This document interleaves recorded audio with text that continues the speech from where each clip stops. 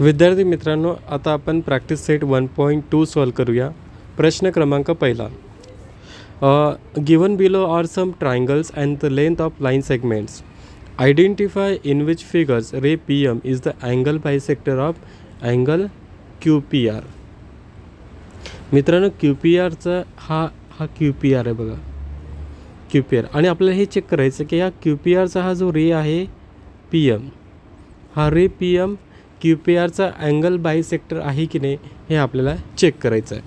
मित्रांनो, सर्वात आधी आपल्याला गिव्हन डेटा लिहायचा आहे. तर काय काय दिलं आपल्याला बघा. पी क्यू 7 दिला आहे, तर लिहूया पी क्यू 7 आहे. त्यानंतर पी आर. मित्रांनो, पी आर किती आहे बघा, पी आर 3 आहे. So P R 3. आणखी काय काय दिलं आपल्याला. 3.5 क्यू एम दिलेला आहे, 3.5. त्यानंतर एम आर 1.5, मित्रांनो. ठीक आहे. आता सर्वात आधी आपण रेशो फाइंड आउट करूया.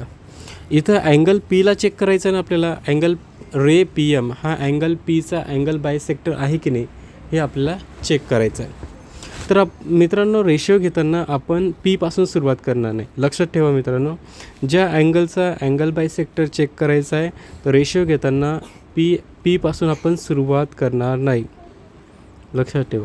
मग आपण एक तर क्यूपासून सुरुवात करू शकतो किंवा आरपासून सुरुवात करू शकतो. तर मित्रांनो, आपण क्यूपासून सुरुवात करूया. बघा, हा क्यू इथं आहे. या क्यूपासून आपल्याला आरपर्यंत जायचं आहे. आता सुरुवातीला आपण क्यूपासून आरपर्यंत या मार्गाने जाऊया.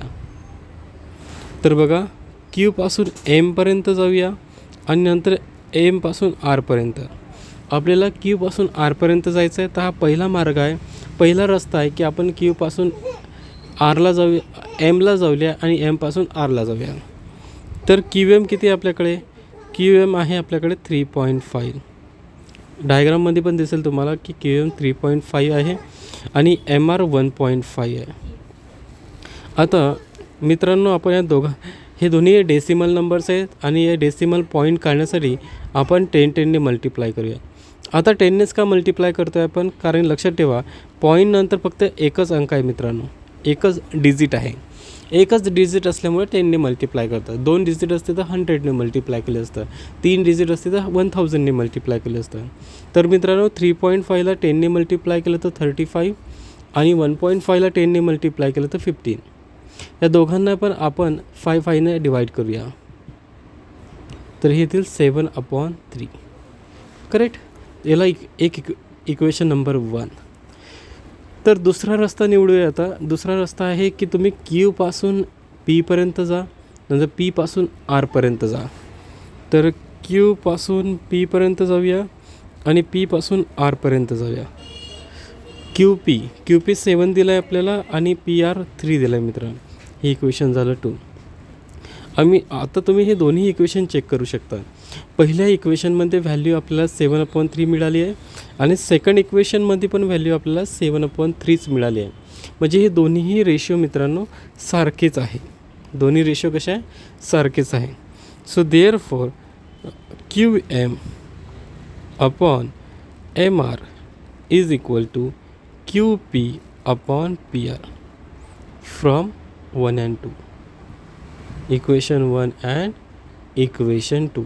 जर मित्रांनो हे दोन रेशिओ इक्वल असतील तर by converse of angle bisector theorem ray P M bisects angle Q P R.